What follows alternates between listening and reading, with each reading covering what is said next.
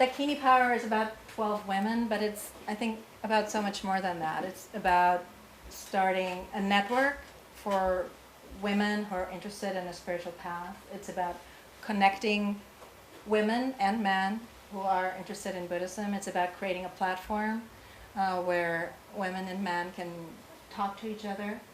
And so I'm very happy that the Kini Power and the Kini Project are going to cooperate on that. If I sum up what this book is about, there are two images that are also in the book that to me express really what this journey is about.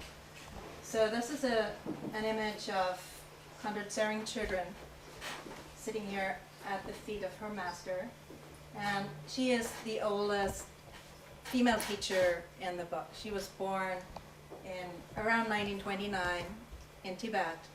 Nobody really knows exactly because it wasn't really that important to note down the birthday of a girl, but roughly then. And this is the youngest woman in the book, the youngest female teacher, Elizabeth Matisnyonga.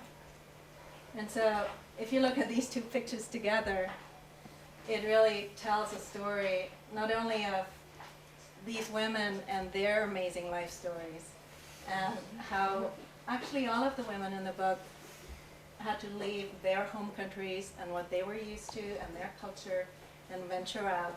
But also I find if you compare these two pictures, you know, you already see so much about the journey that Buddhism has taken, Tibetan Buddhism, from very remote places in Tibet, in the Himalayas, to the West. And you have in Khandro Tsaring children, you might not ever have heard her name. She never wrote a book. She never sat on a throne. She never ever formally gave a teaching. She was the embodiment of humbleness, and yet she was called the Queen of the Dakinis by many of the eminent masters of her time. And that's actually sometimes, or actually quite often, how Dakinis teach. They don't necessarily teach so much through words, but they teach through their being and their presence and through who they are. And Khandro Tsaring children is one of these women.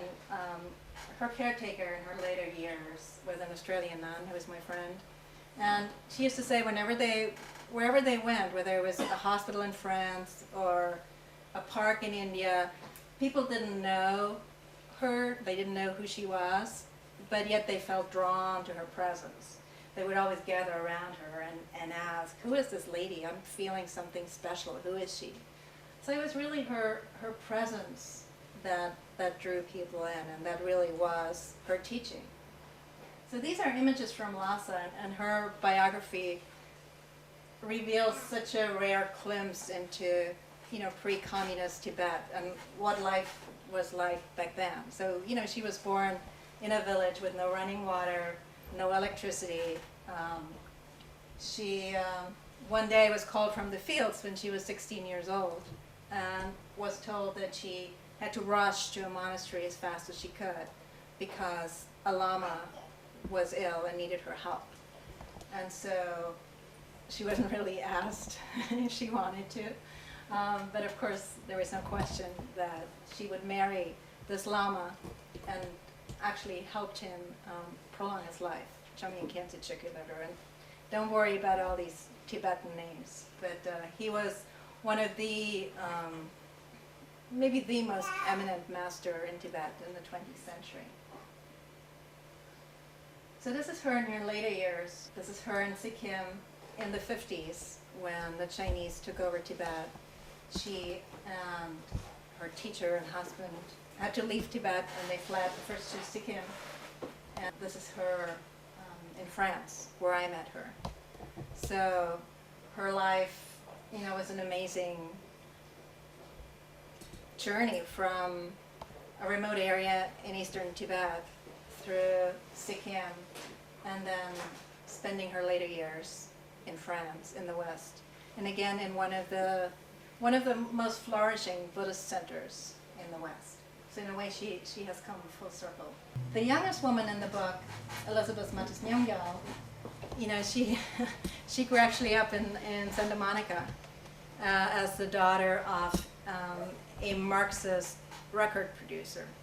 So she literally grew up with David Bowie in her living room, in a very atheist environment. There wasn't really any spiritual connection in her youth.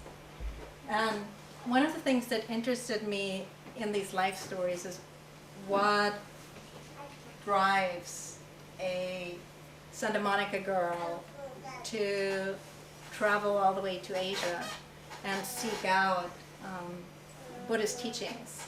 And in her case, it was a dream that she had one night, and she dreamed of a peacock in Nepal.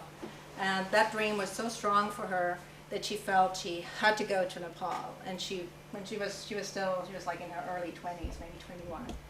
And she fought for actually her school to send her there on a study program. And there she met her future husband, a Tibetan Lama, who had just disrobed, and they fell in love and married and started a family. And she is now a teacher and author in her own right. And I also included her in the book because she managed to raise a child, their son, while also doing a retreat for 7 years. So she spent 7 years in retreat, solitary retreat in the Rocky Mountains, while also raising her son at the same time. And I thought this is very interesting because I know a lot of women who are trying to balance family and job and still finding time for their spiritual path.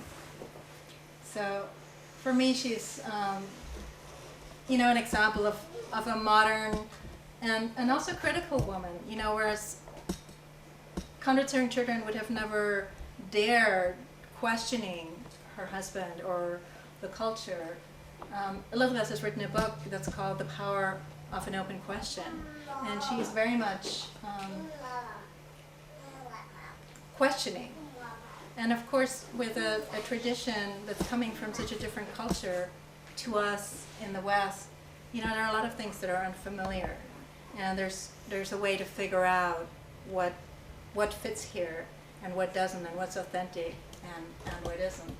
And so with her, really, almost everything she does turns into Buddhist teachings. Like we went rock climbing together, and she used that as an example of how to find balance in your life.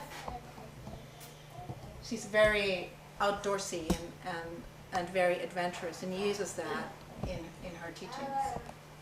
The Dakini principle in Tibetan Buddhism is really quite unique. It doesn't exist like this anywhere else. It's about strong women who are compassionate, but also have a fierce side. They can be wrathful if seduction doesn't work. They're confident in their sexuality.